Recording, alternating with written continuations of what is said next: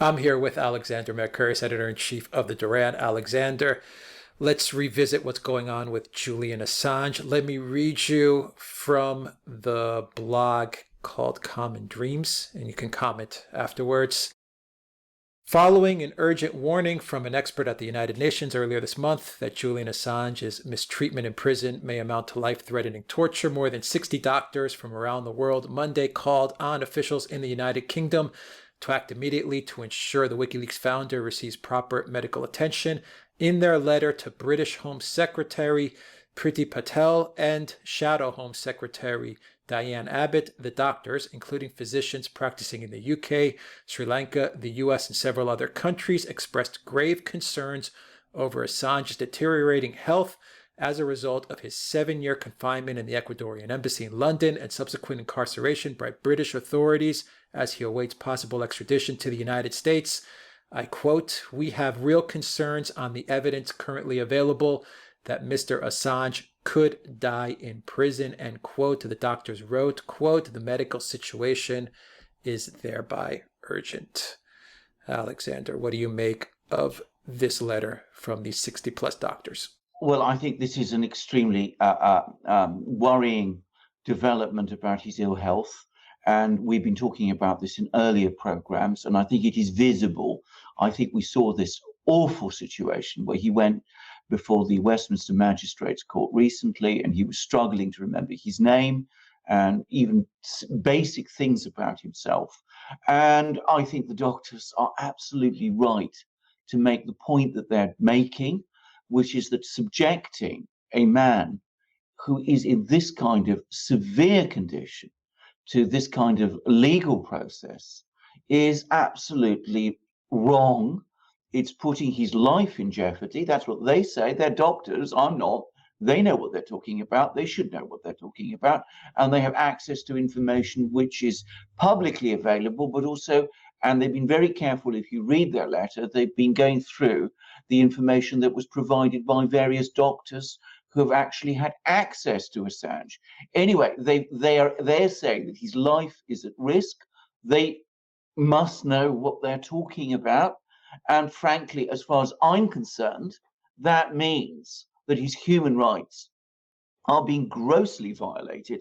I say that whether you agree with the United Nations assessment that what he is experiencing amounts to torture or not, even if you accept that, this is not the result of torture, the very fact that he is so ill and that his life is in jeopardy and that these proceedings are continuing regardless, and that he's been kept in this physical environment in Belmarsh prison, to me, that is a clear violation of his human rights.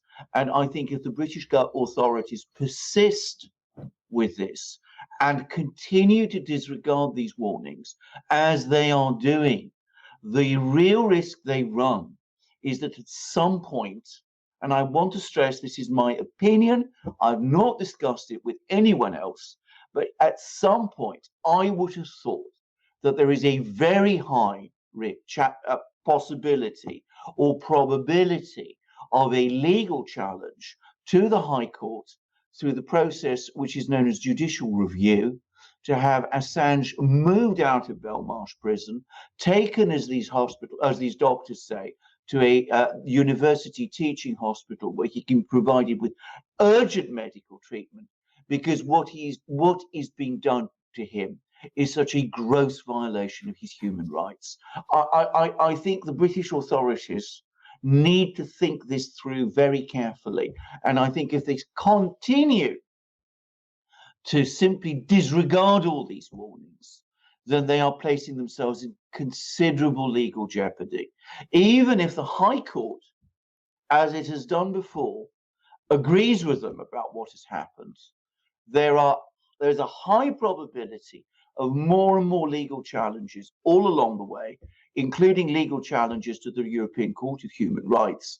And possibly, if the worst happens and Assange dies, which I fervently hope doesn't happen, further legal challenges brought against the British authorities by members of Assange's family. So is this the country we want to be in Britain, where these kind of human rights violations happen?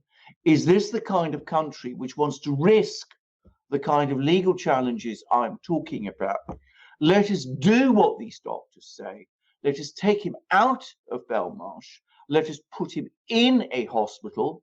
Let us give him proper medical treatment, which is what he obviously and clearly, urgently needs.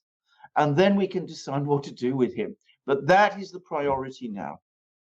All right, so a truth-telling Australian journalist is being slow motion tortured to death in the United Kingdom. Alexander, I'm going to read you something from the Sydney Morning Herald. Yes. And I chose the Sydney Morning Herald, Alexander, because Assange is an Australian citizen.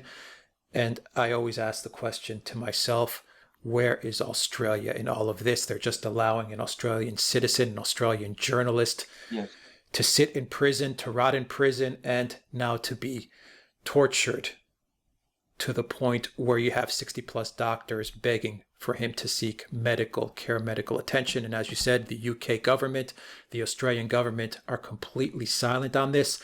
The letter was sent to the Tories and to the Labour Party. And we do know that Corbyn is sympathetic towards Assange, so you may want to cover that as well, Alexander. But let me read you the excerpt from the Sydney Morning Herald, and then I pass it off to you. The title of the article, Alexander, is Rudd says Assange faces unacceptable and disproportionate punishment. Kevin Rudd being a former Australia Prime Minister.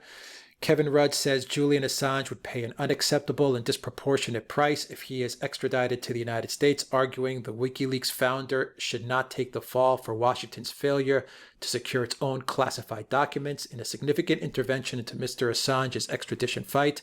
The former Australian Prime Minister said U.S. prosecutors had not made any specific allegations that anyone was seriously harmed as a consequence of the release of highly classified documents relating to the Iraq and Afghanistan wars. In 2010, the Morrison government is resisting a rising tide of demands to intervene in the case of the 48-year-old Australian citizen, as his supporters grow increasingly concerned over his deteriorating health in a British prison.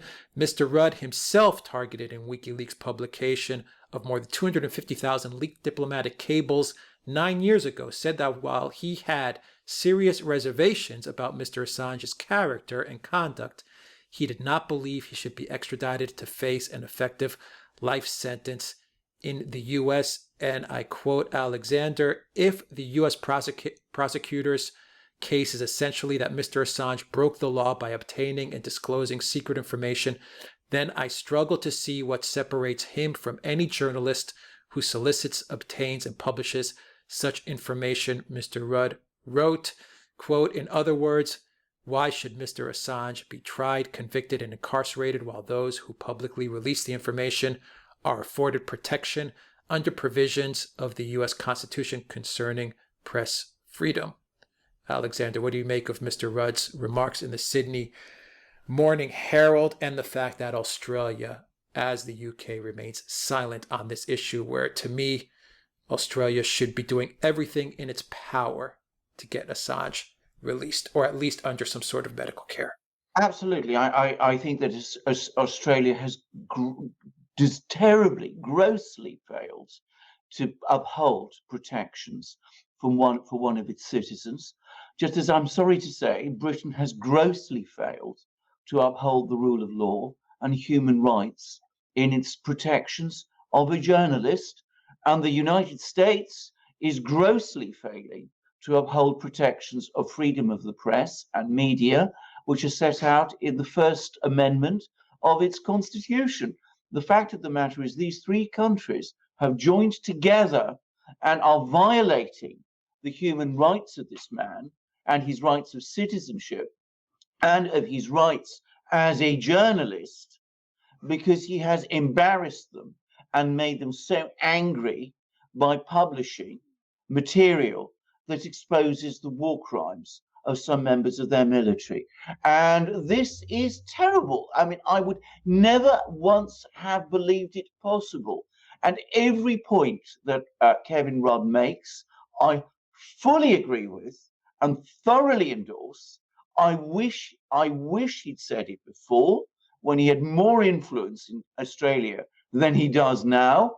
But better late than never. And it's good to see a frontline politician in Australia, which is what Kevin Rudd has been, finally come out and say that. And I am very disappointed that Jeremy Corbyn in Britain, during an election, has not done so, has not found that sort of courage.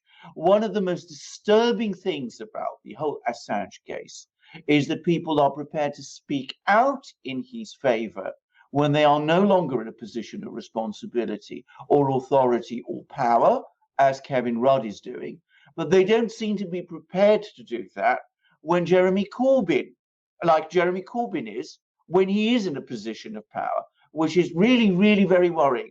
And by the way, it matches something that the UN Secretariat has been discussing about the attitudes to Assange of certain British doctors, which have also been brought up in this letter by the 60 doctors, which is that there are doctors in Britain who are apparently either refusing to treat Assange or are unwilling to give their names if they do treat Assange, or if they did treat Assange in the embassy, simply because they are afraid of the consequences for themselves if they do so.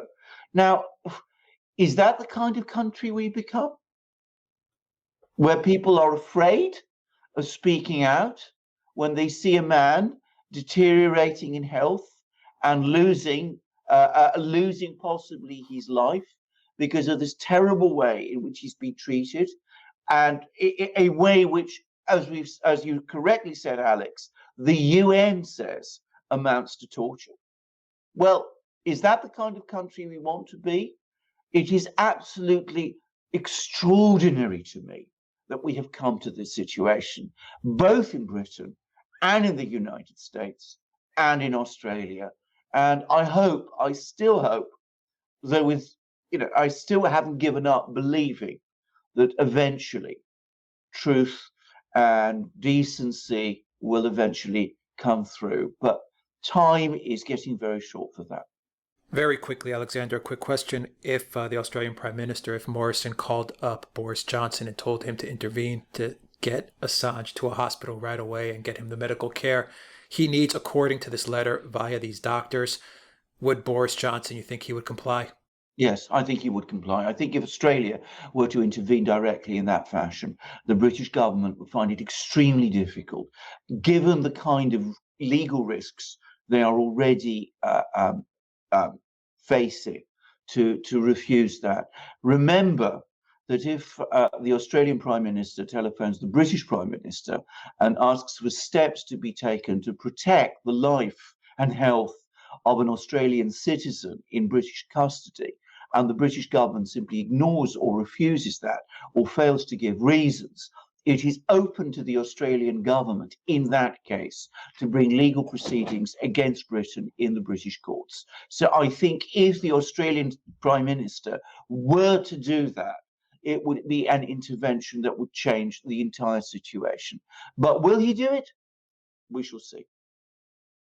All right. That seems like that's the key to getting Assange the medical care he needs. It's certainly a key. As I said, there are lots of legal avenues that have not been exhausted, and we must not lose hope in this situation. I mean, it's premature to do that. But as I said, this is a very ominous state of affairs. And as I said, with everything that we're hearing about Assange's state of health, time is running very short now. All right, Alexander Mercouris, Editor-in-Chief of the Duran. Thank you very much, guys. If you like this video, click the subscribe button down below. Hit that like button and share the channel with everybody you know. Also, check us out on iTunes and on Soundcloud for an audio copy of this video. You'll find links in the description box down below. You'll also find links to PayPal, Patreon, and Subscribestar. Your donation helps keep this channel up and running. We appreciate every donation that we get. And check us out on BitChute and on Duran Video, our own platform in beta mode. We post all our videos on BitChute and all our videos on DuranVideo.com, so check us out there as well. And of course, Telegram. Subscribe to our Telegram channel where we post everything we do. And we We also do. post, yeah, absolutely.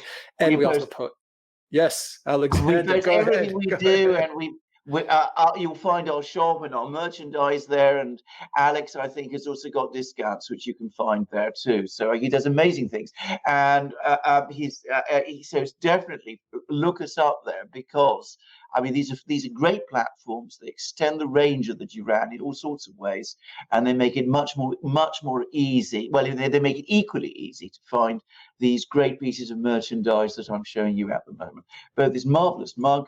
This is one of our famous, beloved Duran magic mugs, which we could not survive and do our programs without, because they refresh and invigorate us through the long watches of the night when we're both researching for our videos. And at the same time, as I said, we stay warm whilst we're watching these, while we're doing all that research, by wearing these great t-shirts, long sleeve t-shirts in this case, that I'm wearing now. So go to our shop and get these marvelous mugs. Go to our shop and get these marvelous shirts, 100% cotton, beautifully made, fitting marvelously. You find long sleeve t-shirts like this one. You find short sleeve t-shirts like this one. You'll find amazing polo shirts, which I've worn to some absolutely glittering occasions and have made a massively favorable impression when I'm wearing them. You find v-neck shirts, you find hoodies, you find stickers, you'll find hats, you'll find things for every season and time of year and most social occasions. So what are you waiting for? Make yourself the proud owner of these great things. Go to our shop, help the Duran, and Alex will tell you how to do it. You'll find a link for the Duran shop in the description box down below, theduranshop.com. Alexander Mercouris, editor-in-chief of the Duran. Thank you very much. Until next time, everybody, take care.